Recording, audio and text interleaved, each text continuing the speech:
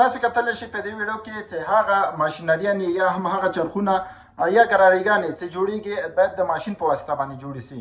خو دلته تاسو کتلی شئ چې افغانستان کې په دې طریقه باندې او په دې سختۍ باندې دا ګراریګانې یا هم داسې ماشینونه مختلف ډیزاینونو باندې دا په خاوره کې جوړیږي او د خاورې په واسطه باندې دا ډیزاینیږي. وروسته د هغې نه په دې کې هغه ذوب شوي اوسپنې وراچوي او د دې نه بیا ګراریګانې یا هم نور مختلف شیونه بیا په دې طریقه باندې جوړوي.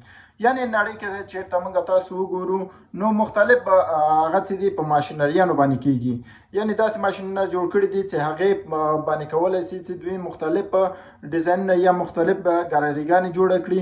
خو افغانستان هغه سویې ته نه ده رسېدلی. نو بیا هم کوشش کوي چې دوی هغه سویې ته ځانونه برابر کړي تر څو پورې د ځمکې په واسطه باندې یا د خاورې په واسطه باندې هغه ګراریګانې جوړې کړي او دا ذوب شوي اوسپنې دلته واچوي. وروسته د هغې نه بیا ګراریګانې یا نور حلقوي یا داسې نور ماشینونه د دې په واسطه باندې جوړ کړي.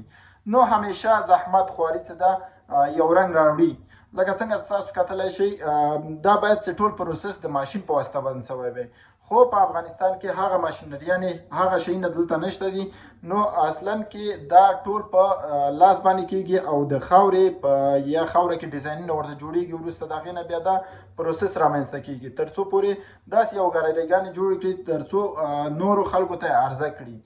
نو که چېرته تاسو په نورو ویډیوګانو کې کتلی وي په خارج کې داسې شرکتونه یا داسې کمپنیګانې شته دي چې هغه ټول پروسس د دې ګراریګانو د ماشین په واسطه باندې کېږي.